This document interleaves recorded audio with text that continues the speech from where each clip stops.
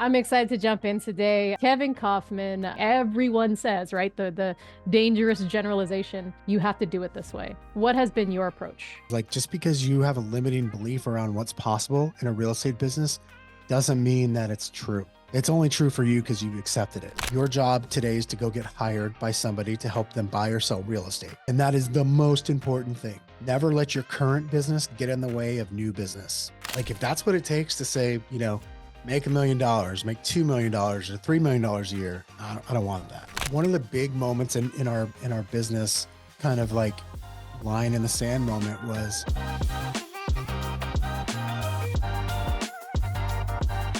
all right, leaders, I'm excited to jump in today. I feel like I just get to introduce you guys to my friends and clients, which is kind of how I always envision my business. So I'm excited to introduce you to my good friend and client that I've been working with for a minute now, Kevin Kauffman. Kevin, welcome to the Ultimate Life Podcast. I'm stoked to have you here. I'm stoked to be here. Thank you. But you've got a lot of things going on. So you've got this amazing Next Level Agents podcast. You've sold over 3,000 homes. You've got a growing team called Group 4610 via EXP. I get to be a part of, and I don't know if anybody knows this, but there's a Next Level book club. It's kind of exclusive. So I'm very honored to be a part of that. We'll dive more into it. But, and you're also a dad, husband, great friend, all these things, Dodgers fan, you got a dope sneaker collection. So in all of that, give us a little bit about your story of where you came from to kind of the cool stuff you're doing today, and maybe a couple things in between too, of either challenges, defining moments for you. We'd just kind of like to hear a little bit more about Kevin. For anybody who only knows you from the Instagram reel side, what don't they know about your story? Yeah. I was, I won't go all the way back. Like, I won't give you a complete history, but I was born in Northern California. My family, my mom, my brother and I moved to Yuma, Arizona, where I was raised when I was very young. It was like halfway through first grade, and grew up there. Very small town. If you're not familiar with Yuma, literally it's the little lettuce capital of the world. Did you say And lettuce? yeah, lettuce, like any lettuce that you've ever eaten has come from there, guaranteed. And very small farm community, like 40,000 people total. And after high school, I loved living there, and I knew I had to get to a big city. And so one of my very best friends and I just basically got up and left. Like, I literally just sort of got up and left. I went and looked for a job, and I told my mom, I was like, hey, I'm going to go to Phoenix this weekend and look for an apartment and for a job. And she's like, okay. I kind of felt like she was like, yeah, that's sweet, okay. And then I came home 2 days later, and I was like, hey, by the way, I'm moving to Phoenix on October 1st. And it was sort of like, what? I was like, yeah, I'm out. Like, I'm going. I had to go. I don't know what it was. I just, like, I had to get to a big city. And so moved to Phoenix in October of 98. And, my first job I could get was in a call center.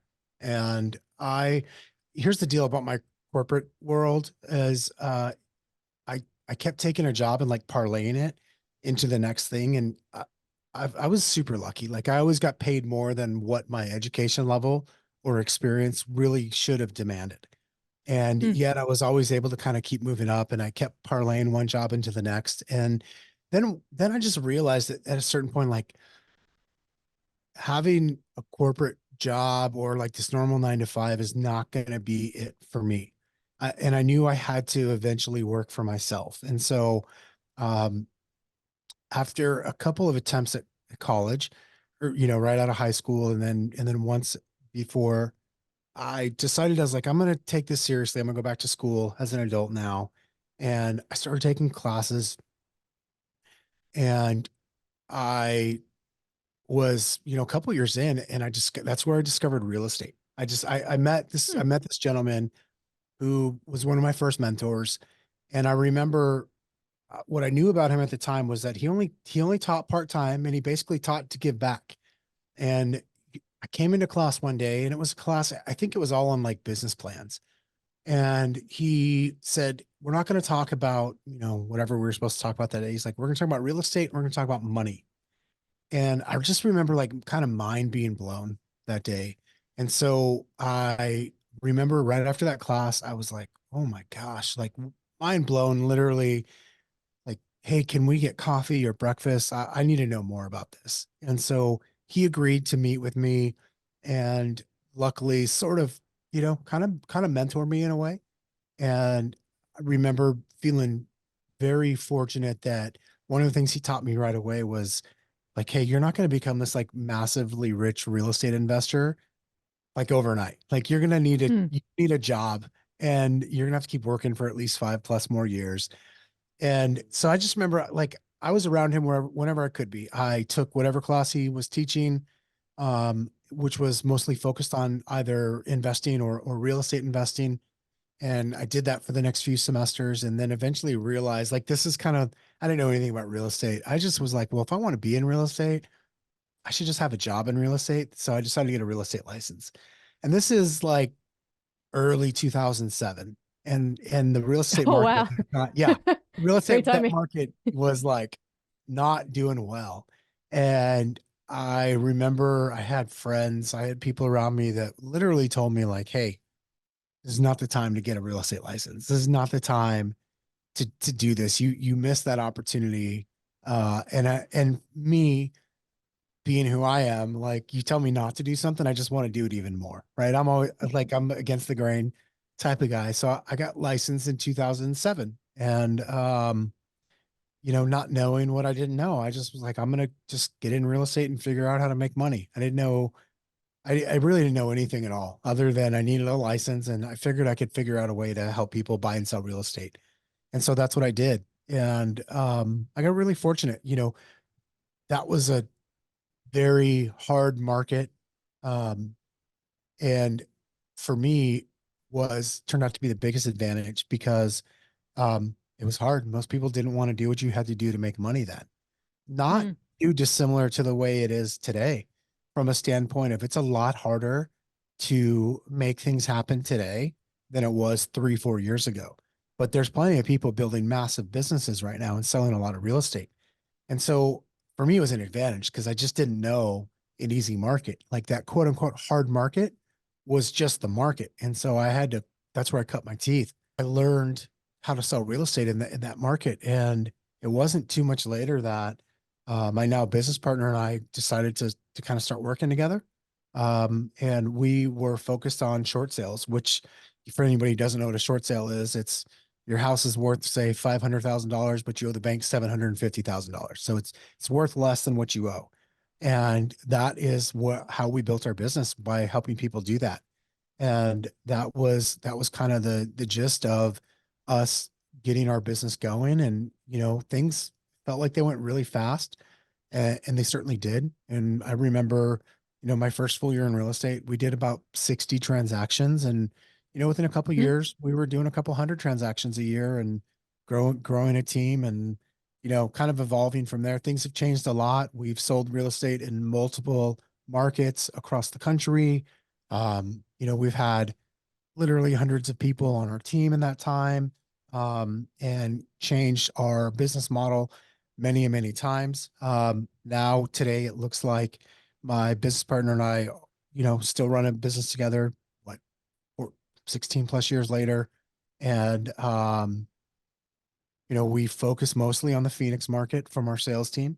We've got another business in the real estate world through our brokerage EXP, which is more of a community.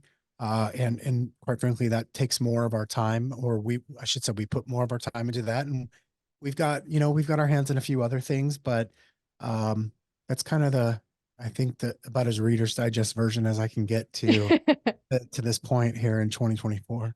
Yeah, I appreciate the story. And I really love the teacher one day who just shifted your perspective on something and yet at the same time kept it real with you and is like, but don't think this is easy money. So go get a job. Which, to your point, for you to get your license in one of the hardest markets turned out to be one of your biggest advantages because you didn't know any different. To you, this is just how it is. It's always tough. So the easy times almost seem easier because of the difficulty you went through. Yeah, 100%. That's exactly right. Yeah. Well, I think sometimes folks hear this transition from, okay, cool, he's got this thriving business. And like you said, it's the Reader's Digest version. But if you can recall, were there any defining moments that really changed the game from you for going from a salesperson, like a producing agent in the field, to a business owner? Because you mentioned you have a business partner. So at what point did you meet him down the line? Almost, I was lucky. It was almost like that from the very beginning. Mm, Partially because the nature of what we did, which was short sales, um, required that we spend a lot of time on the phone with banks, doing a lot of mind numbing work. And mm. so it kind of forced me from the beginning. The way we became partners was his brother was actually helping both of us. We were both paying his brother as like a part-time assistant to do some of the regular quote unquote real estate agent work and paperwork that we didn't have the time to do because we were busy on the phones with banks, kind of pounding our heads against the wall. And so we almost were lucky in the sense that it was harder and it forced us to leverage ourselves sooner. And so that that was an advantage, right? Then the other piece of that is we got really lucky in the sense that we had a lot of doors open for us and Mm. relationships come to us because we were doing something that quite frankly not many people were. So to give you an example, at that time in the US, about for every 10 homes that got listed as a short sale, 6 to 7 of them ended up in foreclosure. So almost all of them, right? But for Fred and I, if we listed 10 homes, more than 9 of them were successful short sales. So we had a 90 plus success rate, 90% Wow. plus success rate. The industry's success rate was around 30 to 40%. And we were willing to share our information with a lot of people. And that in turn opened a lot of doors for us and made a lot of connections with people that were good business people. We knew how to close short sales. We knew how to go out and get the business for short sales. And that was kind of it. And then we had to learn to be business people from there. However, our knowledge in this niche allowed us to have relationships and get welcomed into rooms that otherwise we wouldn't have been.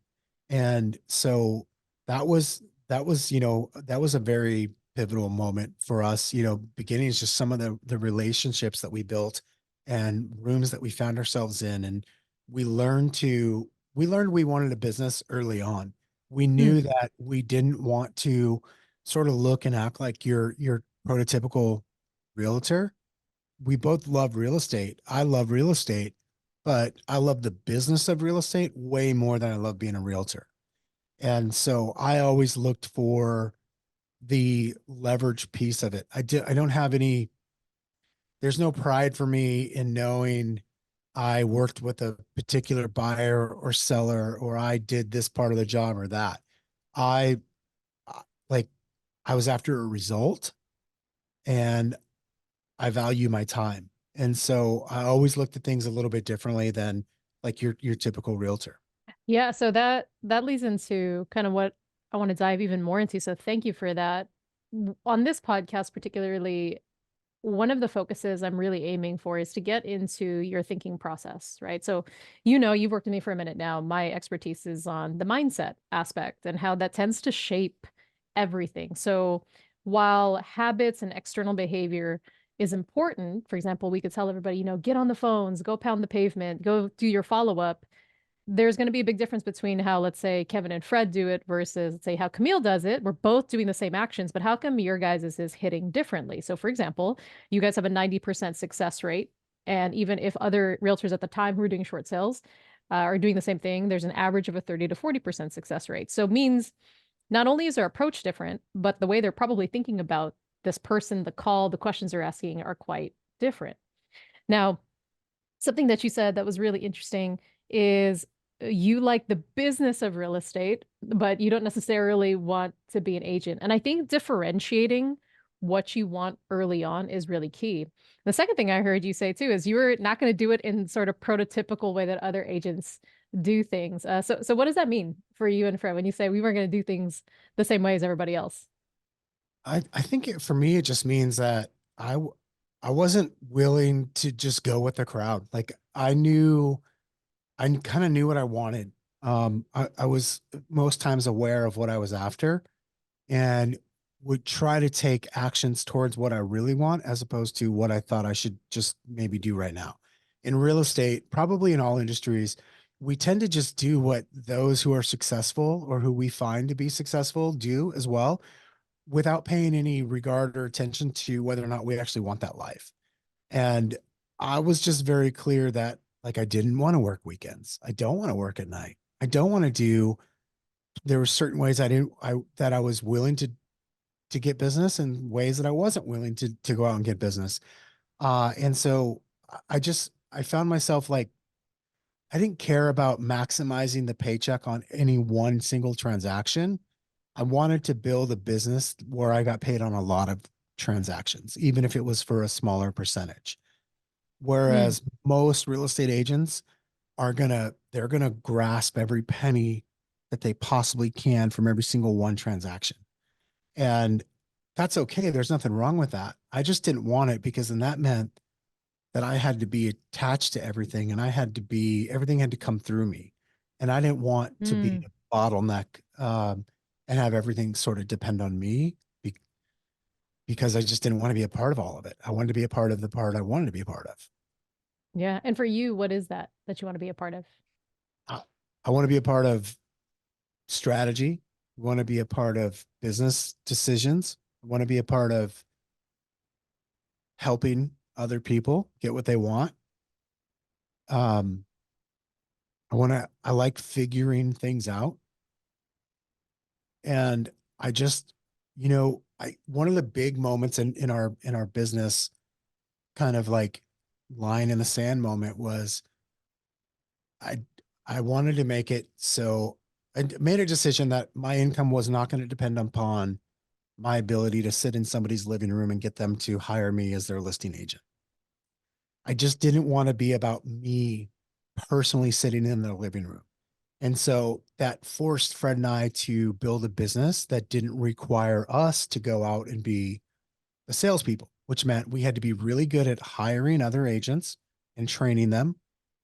It meant that we had to be really good at hiring administrative people and training them and coming up with systems as well as standards of care and making sure that those things got executed. And then generating enough business for us to reach our goals.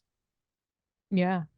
And I really appreciate this because one of the things I often see with some of the most successful people I work with, one includes yourself and Fred, is that clarity is key in success. And one of the things I'm hearing from you, and I get to hear from you almost like on a every other week basis, Kevin, is just how clear you are on what you want.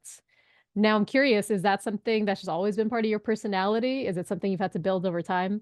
And I'm asking you this because I'm thinking of the person who maybe they're just so overwhelmed right now with life and business and all the options and all the shiny bells and whistles, maybe even a real estate agent, and they don't even know what they want. So yeah, I guess two-part question. Was it always part of your personality?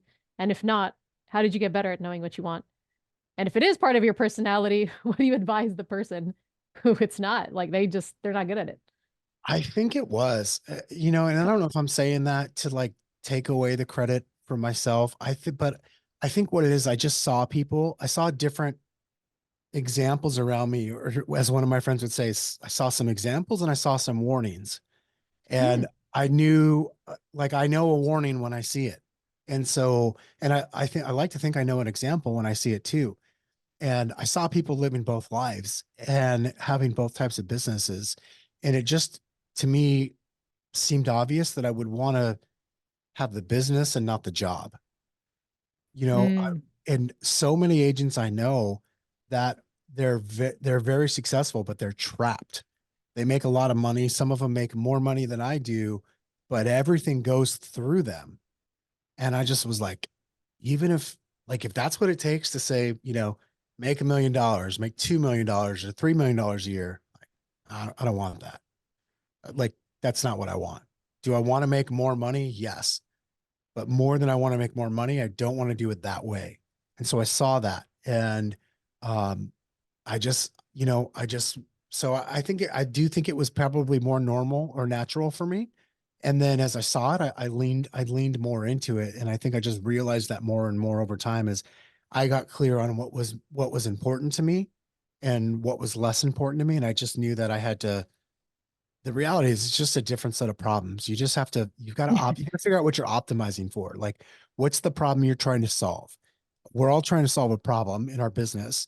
And some of us keep, unfortunately, just solving the same problem over and over again because we create it for ourselves. And others, Hmm. we're solving problems because that's the path that we've chosen consciously. Yeah. Wow. So I call parts of people's, let's say, aha moments or speeches, I call them hashtag THH, meaning that hit home. And for me right now, what you just said, that was a hashtag THH, was in your life, you've seen examples and warnings. And I take that to mean then examples or models of what you do want. And then the warnings are like, red flag, no thank you. Like, I'm glad he or she makes that much, but that's not the life I'm trying to live. Is that what I'm getting from that? Yeah. Yep. Okay. Exactly.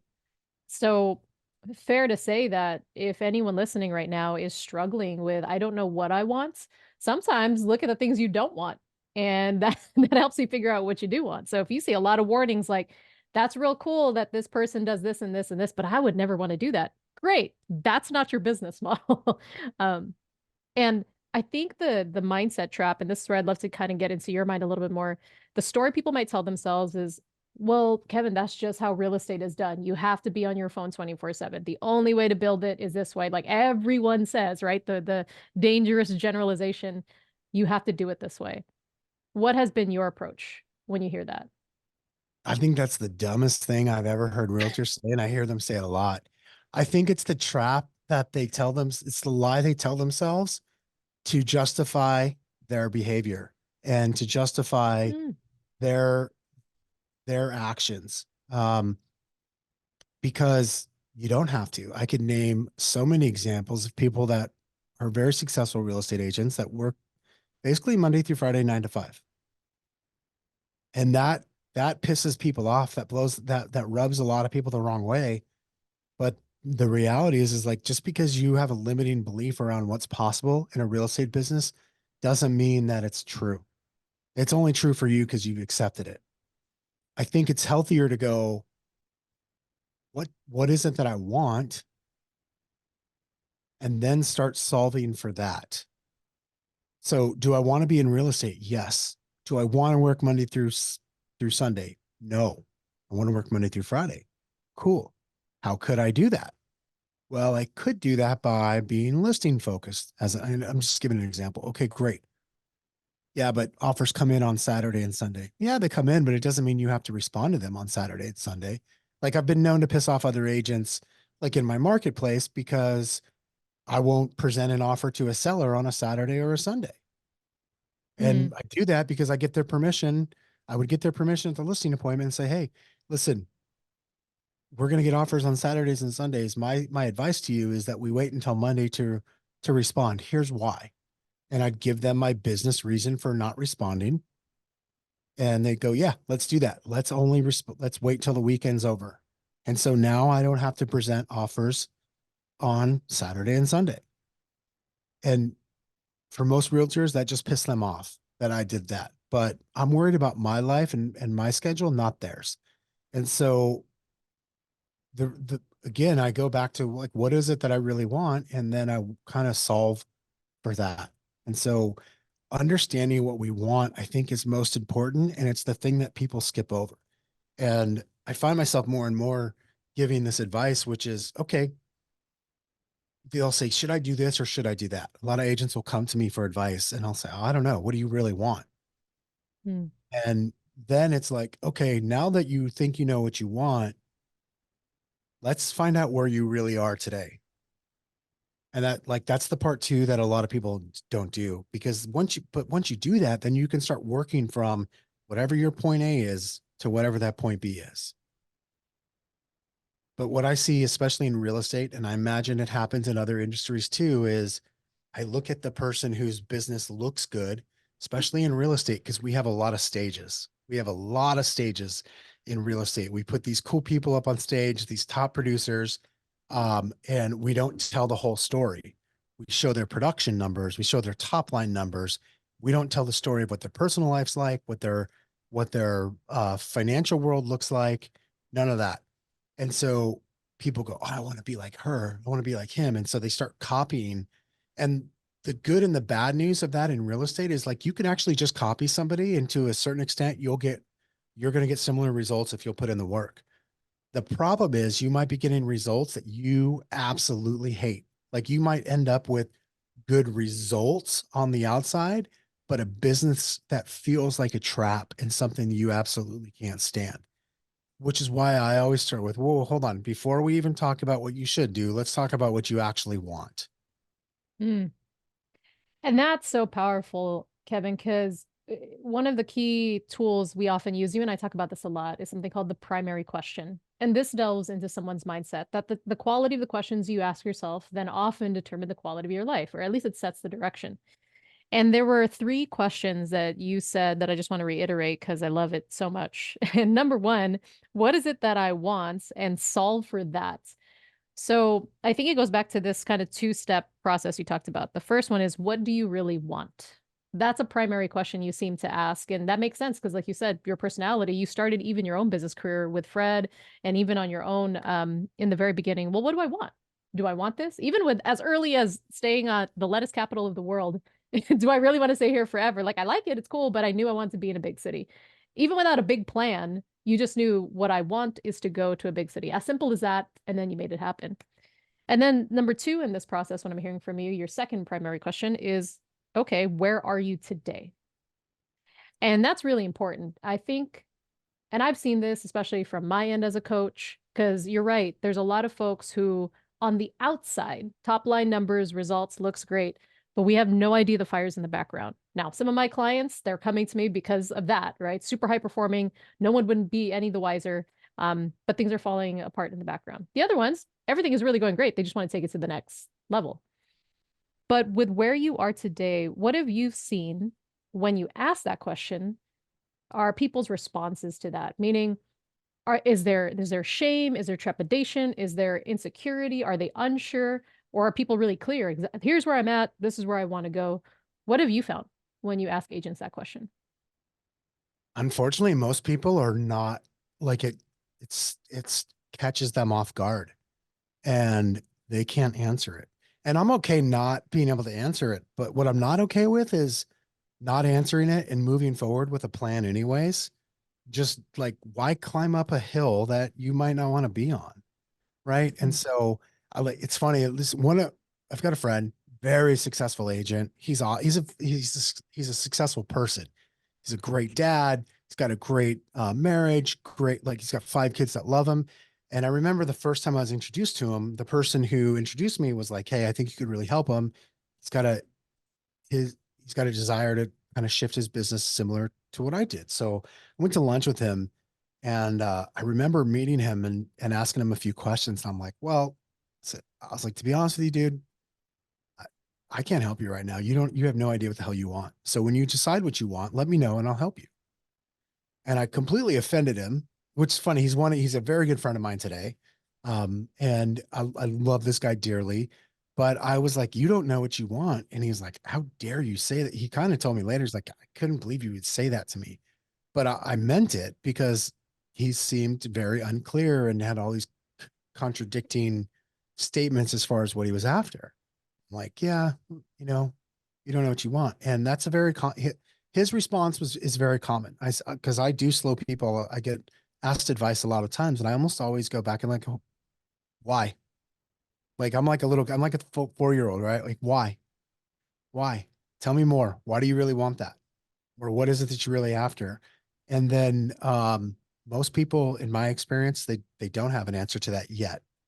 But the ones that are like truly wanting to get better will do the work to figure it out. Some people do know what they want, and that's cool. It's easier to help them um, make decisions in some cases. But the reality is, I find most people don't know what they want. They've just been paddling so hard to get where they think they wanted or to get to what they thought success was that they're just paddling. Like they have no idea what direction they're going. They're going, Mm, and it's like, sure you want to do that? yeah. And you hear this expression a lot, man, I'm just trying to keep my head above water, right? So you kind of go with your paddling analogy. And so we're just like, man, I'm just trying to pay my bills. I'm just trying to keep up with a family life.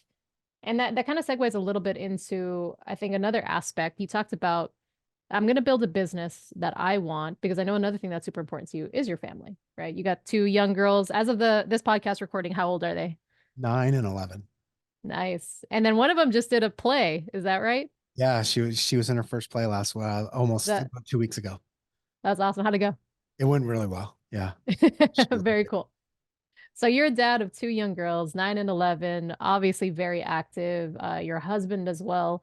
And you've got this huge business. You and your partner just building it, podcasts. You've got lots of people you're connecting with all the time. And as best you can, if you were to advise, let's say, another young father or even mother who is trying to balance it all, not to say that you've got it all figured out, but what's something that you're learning in this season of your life as you find harmony in all these different aspects? How do you not let one feel so disappointed, but then still keep the other one afloat? Because that's something I hear about and see often.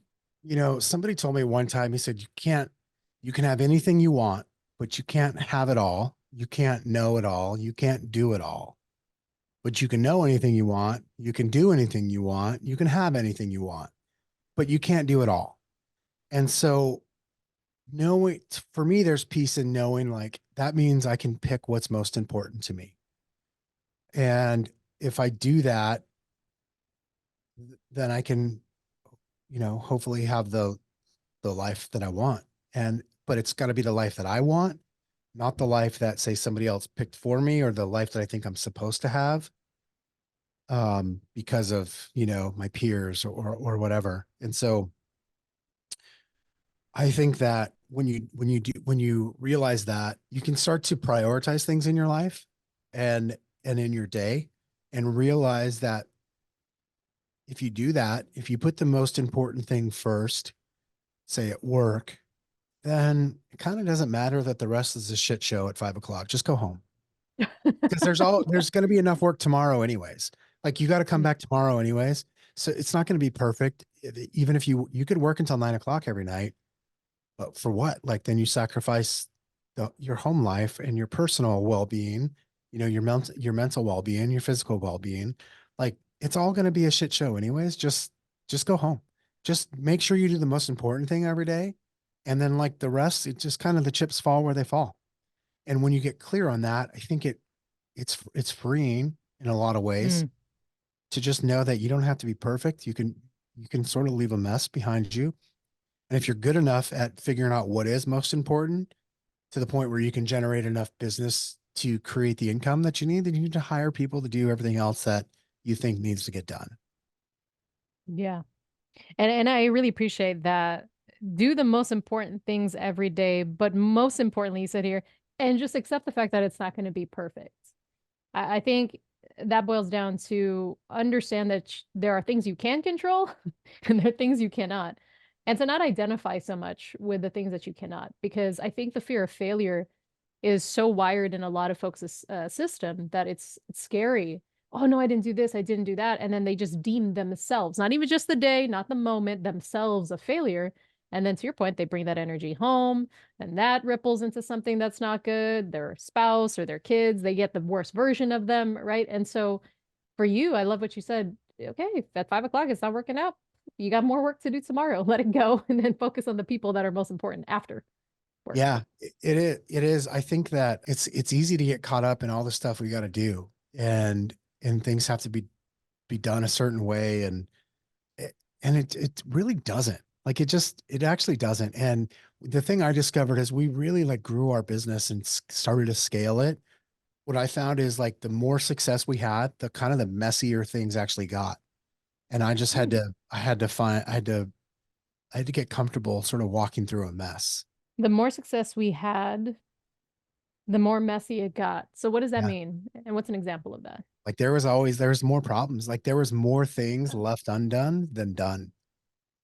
But Uh, we focused on what was most important, which is what made the business grow, which then actually created more problems, or kind of more of a mess.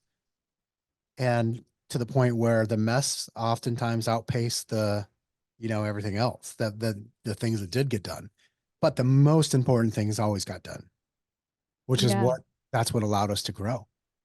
So like in real estate, the way I say that to people is like, well, if we're talking about generating business, like that's the most important thing. A lot of people be like, yeah, I got to be a good agent to my clients and I got to be really good at this part of the job or that part of the job. And that's like all an excuse to like not go out and get business. Like none of that matters if you don't have anybody to do it for. So one of the things I always tell agents is like, you've got to wake up every day with the mentality of you're unemployed and you need to go get a job. And your job today is to go get hired by somebody to help them buy or sell real estate. And that is the most important thing. I had another mentor say to me early on, kind of ingrained this in my head, was never let your current business get in the way of new business. Never let your Mm. current business get in the way of new business. And that wasn't to say don't care for your current business. That's not the message at all. It's that you better have dedicated time to finding new business every day where nothing is more important for that time frame, whether it's an hour, 2 hours, 3 hours a day, it doesn't matter. But you better have some time set aside every day where that is protected. It's the most important thing that's going to happen that day, and nothing else gets to you during that time frame. Wow. I love that. Never let your current business get in the way of new business. Is that what I heard? Yep. Hmm.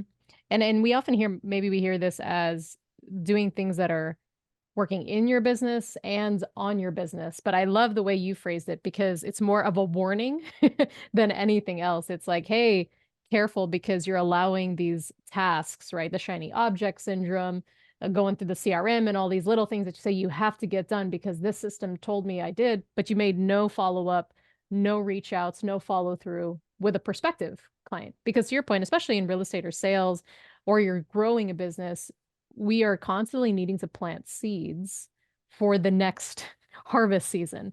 And I think sometimes we forget to plant seeds because we're just so busy either trying to harvest, trying to till the soil, to kind of use that metaphor. Yeah. The thing about real estate is that it's unfortunately and unfortunately, what you do today kind of doesn't pay off for 3 to 6 months. And so the good side of that is you could have a bad day and it's not the end of the world. Next month, you're still going to eat next month. The bad side of that is you don't have to pay that bill for like 3 to 6 months. And so if you have too many of those days in a row, it's going to hit you all at once. And so that is the good thing of it. I've heard it said another way. The thing about real estate, and I say this, I find myself saying this to a lot of people who are new in the business, is the thing about real estate is that things, what you have to do to find success, they're really easy to do. They're actually not hard. This is not, rocket science. We're not talking about surgery here. We're talking about some very basic things. So they're very easy to do. The problem is they're also very easy to not do. It's crazy when you say that, you look at these things and you're like, yeah, it's simple. And so maybe that's why it's overlooked. Is that what I'm hearing? Yeah, absolutely.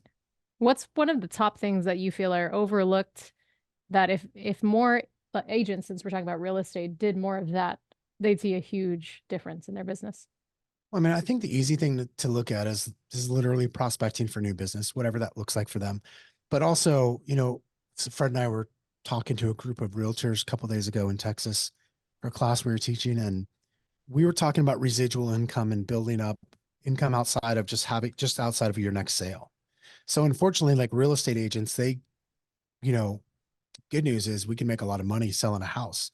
The bad news is you can make a lot of money all at once selling a house, and then you never do things that are like building for the future.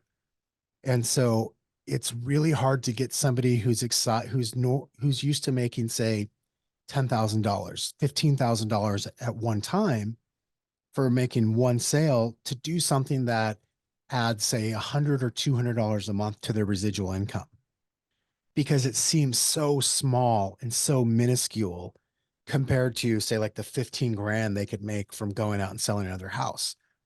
But what they fail to see is that if you just kept doing this over and over and over and over and over again, and that money would come in no matter what you did. and you wouldn't have to go out and sell the house, or you could, it would be your choice. And that would, to me, that's the actual goal. It's the goal isn't necessarily to not do something. It's to have the choice to do it or not do it. And Mm. that's really hard is because the paydays as a real estate agent are big. So I see a lot of agents kind of live this up and down highs and lows, and they never really build for retirement because that's done in little tiny chunks, as opposed to these big fat paydays that you can get in for selling, selling a house or two or five next month. Yeah, we get that dopamine hit because there's such a big high, to your point, of that quote unquote big paycheck. It almost becomes addictive, where the small wins, the consistent overtime, quote unquote, boring money, doesn't seem as enticing. And that's very dangerous because, to your point, then you're just becoming a salesperson versus growing a business. Now, and that's fine if that's what you want to do. But going back to your original primary question, I think the key there is for whoever's listening, whoever's watching here, what is it that you really want? And when I say really want, not just income wise, like your whole life. Like what sort of freedom? Do you want Saturday and Sunday off, or do you want to work? There's no right or wrong. It's on you. But and I would even add in this season of your life, because my guess is maybe what you did and wanted in one season of your life might be different now that your girls are a little bit older, right? Kind of looking at them now, how involved you want to be versus when you didn't have kids, things like that. Yeah, There's for kind of sure. like two more things I want to touch on before we wrap today, because I want to honor your time, Kevin. And I so appreciate you. I feel like we could have another episode just on more stories, tales of your journey with Fred. But you mentioned, the sort of this mindset of there was a lot of mess that you faced, and that you currently face as you grow in your success. So I'm curious, with a lot of people who are afraid of the uncertainty, whether it's in real estate or their industry or the economy, how do you stay in an opportunistic, positive, growth focused mindset? What do you see maybe is a big difference in how you view things than perhaps a majority of people when they are cynical, they're complaining or naysaying, and they're really scared? What is it that you're thinking that might be a little bit different? Well, I go back to like the way I entered the industry, which was a lot of people felt like they couldn't have success because of the market conditions. And I felt differently. I felt I could have success if I just went out and did the right things every day. So I have a lot of peers that for the last like couple years, like the real estate market was unbelievably too good to us in 2020, 21, and early parts of 22. And and even into late part of 22. And a lot of people's results far exceeded their work habits, their activity, and their personal growth. Mm. And then anytime that happens, like the bill comes due. And so I think a lot of people got used to getting better results than the effort they were putting out. And so things have gotten harder over the last year and a half or so, year and a half to 2 years. And now they're not getting the results that they think they should be getting. But the truth is they really haven't been working the way they should be.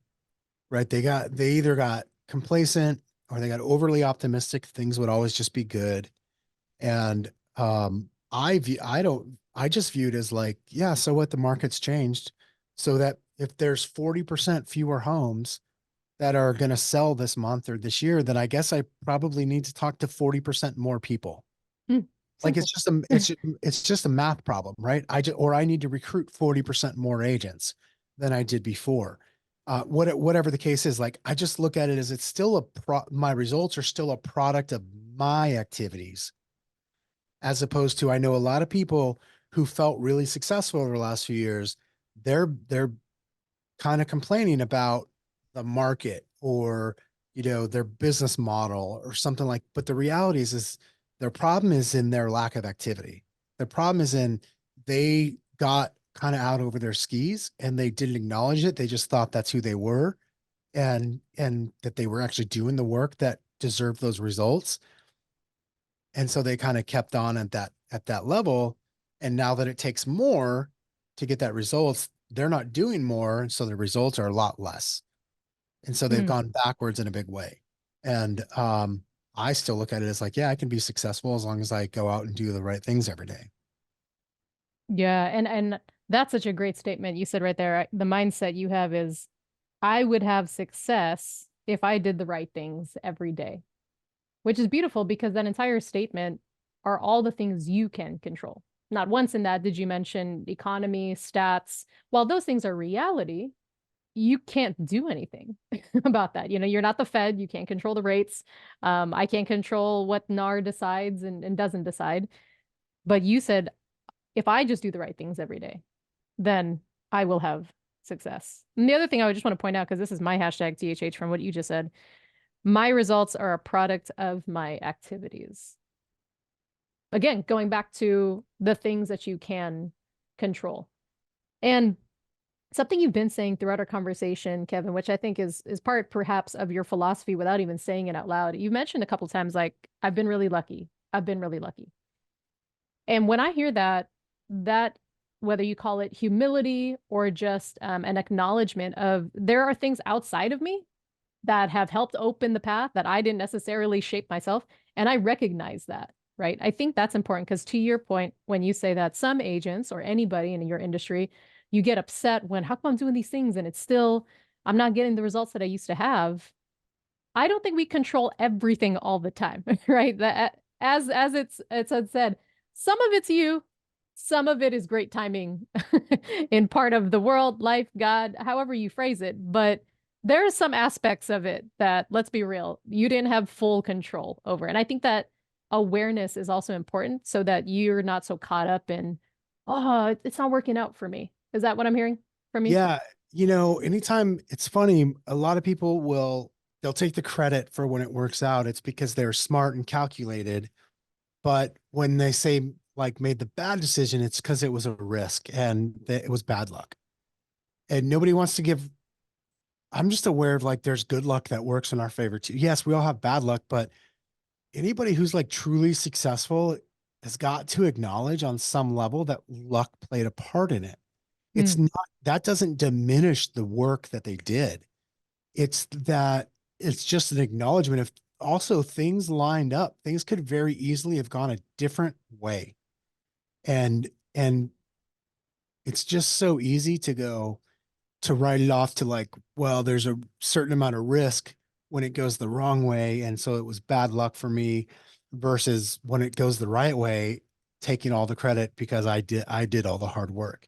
I'm kind of like, yeah, like maybe both is true. Like I did the right things and I got lucky. Like mm. I'm super stubborn. I also worked in a call center.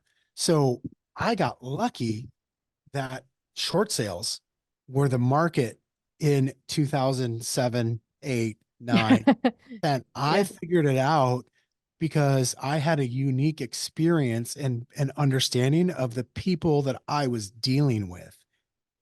And I worked my ass off. I worked harder than most other people I know at being good at short sales. I was also really lucky that I had that background by chance. Yeah. Because it's not like you set out from your area saying, I'm going to go to a call center and master short sales. Yeah. It was just part of No, the journey. it was a job. I took the job because I wanted to move to Phoenix. And I was like, I had a lead on a job.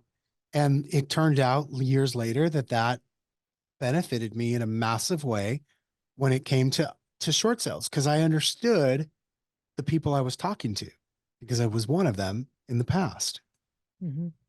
Yeah, it's so incredible how if we're willing to just open our eyes a little bit to the journey that life is naturally taking you through, and if you're willing to recognize that, what if it's happening for you, not to you, you might just pick up on the golden nuggets along the way. So you could have easily again gone into that and be like, oh, it's not the job I want. This sucks. I want this, this, and this. And you're like, well, it's a job.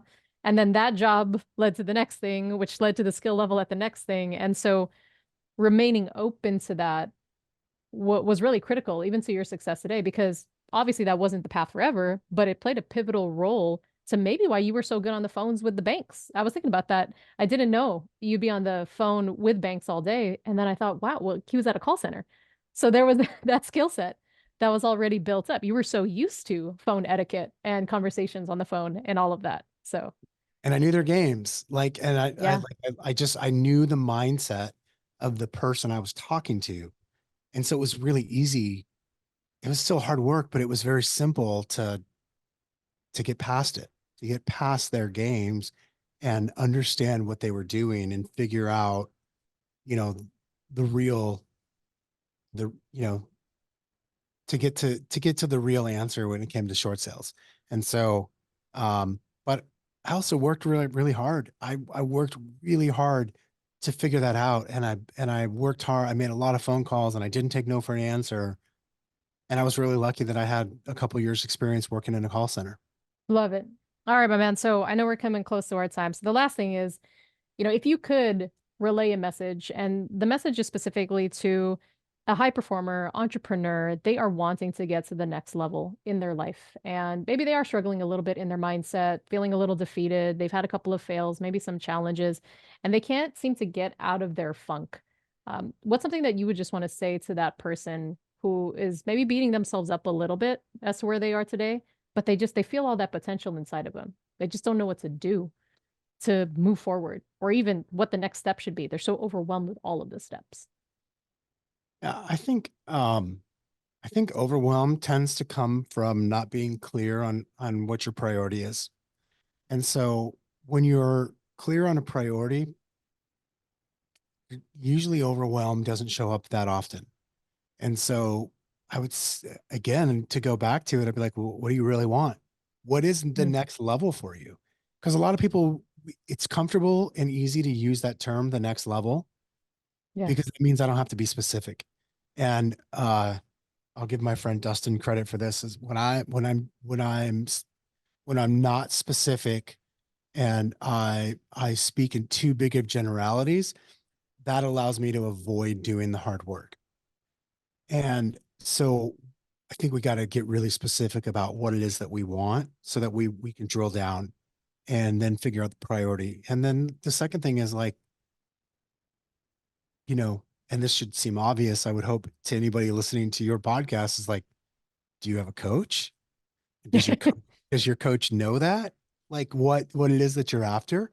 Um, you know, a good friend of mine taught me that he's like, we often complicate things to justify inaction. Mm, And so if we're not taking action and we're just creating complication, like at a certain level, we have to own that and go, okay, at what level am I guilty of this? Right. And so being clear on what the priority is and what that next level is, being specific on what that is, allows me to then figure out what I've got to do next. good. So it sounds like Coach Kevin gave you some homework, which is to, if you're feeling overwhelmed, maybe just grab a sheet of paper, a pen, a pencil, and just sit down like, what exactly do you want? What is the priority in this season of your life? And to take from Kevin's example, it doesn't matter what other people want or what they're doing. It doesn't even matter what Kevin's doing or what I'm doing. What do you want for you, your family, your future? And just get real about that. No judgment, no complications. You don't even have to figure out the plan yet. Just get clear on that because then you could reach out to someone like Kevin, someone like myself, and they could break down the steps. But you got to get real with you first as to what is the life I truly want to live. And thank you for that second piece. Do you have a coach or a mentor? That's really key. Someone who knows your plan. It doesn't need to be everybody because I'm a big believer, not everybody deserves to know the dreams you have because not everyone can hold that for you. They actually might be dream killers. So you want to be really careful of that. Yep. Um, but there are going to be a very trusted few people that you respect that they can hold that space for you and then in a sense hold you accountable without even necessarily holding you accountable. Like I get to do that for Kevin. It's not like I'm like, hey, what'd you do today? What'd you do today? But when we talk, I'm like, hey, so you told me this about the next level. Where are we at with that? Just curious. Like, is that still true for you? Sometimes it is, sometimes it isn't. But that forced reflection and conversation is really, really key. So that's awesome, Kevin. I appreciate you, my man. Well, this will be the first of many conversations because there were so many questions I didn't get to ask you. But is there anything else you just want to share that folks should know? And then, by the way, you guys, if you want to contact Kevin, I'll leave you all his contact info in the notes wherever you're watching or listening to this podcast. But anything else, Kevin, that you feel is important? Um, I mean, I'm sure I could probably come up with a few other things that would take us, you know, another hour or two. Um, But But in your gut right now, what are you feeling? in my gut, just because, it's come up so often for me in the last couple of weeks in conversations I've been in, which is, it goes back to what we said earlier, which is like, are you even clear on what you want? To me, that's the part that most people miss. Like, you can't make a decision if you don't know. It's kind of like, you know, you can't make a decision on what to do next, or what you quote unquote should do if you don't know what it is that you're after. And then equally as important, but the next step is, cool, if you want to go there, like, also, where are you now? Like, what's the reality of right now? And that I equate to, like, in you've probably heard this before, said in a different way, but like, if you ask me for directions to get to Montana, like if you call me on the phone, you're like, hey, I need to get to Montana. And I say, great. Okay, where are you at right now? And you go, well, I don't know. I see a lot of sand and dirt and trees. And I'm like, okay, but where are you? If you can't tell me, then like my directions to Montana are going to be no good because I don't know where the hell you're at. So you could be like, you could be anywhere. So if I know where you're at though, and I know where you want to go, now I can start to help you, or you could start to help yourself. And so, just to not to beat a dead horse, but figure out where you want to go, and then figure out where you really at. And then that's how you know what your next steps are. Yeah. And you're right. I think that sometimes is the frustration for some folks is, oh, here's what I want to do. I don't know how to get there. But the question that Kevin is encouraging to ask first is not how do I get there, but what do you want right now? And where are you right now before we get there, right? It's almost like you're asking the third question before questions 1 and 2. And the truth is, it's a hard question to ask. And I think that's why folks avoid it, because now it's like, oh my gosh, I have to really get hyper clear. And the minute you're clear, you're accountable to it. Because that's the scary part, right? It's like, oh, I said it now. Uh-oh, I got to do it. Like if I'm not sure, at least I can use that as an excuse not to pursue the work. But Yeah. now that I said it, it's like, oh shoot, I'm in it. I mentioned my friend Dustin earlier. Like, the thing that he said to me was, and I wrote this down and I've repeated it several times, which is, being vague and broad is a trap, and it allows me to avoid doing the deep work. And I said that in first person on purpose, because that's the way I take, like, I have to own that if I want to actually be able to believe that and do that. And so being vague and broad is a trap, and it allows me to avoid doing the deep work. And the truth is, if you want something good and big in life, you're not going to be able to avoid doing deep work. Mm-mm, not at all. I learned that the hard way.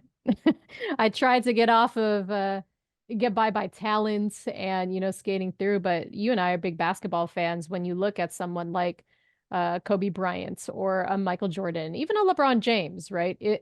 Yes, they are talented, but even Michael wasn't the first draft. He didn't get chosen right away. Kobe had a lot of potential, but even Jordan told him you still got to put in the work. So all the potential, all the talent in the world, you could have this and this and that. And how by the way, you have talent is you're probably the person who goes, oh, I could probably do that better than that person. Maybe, right?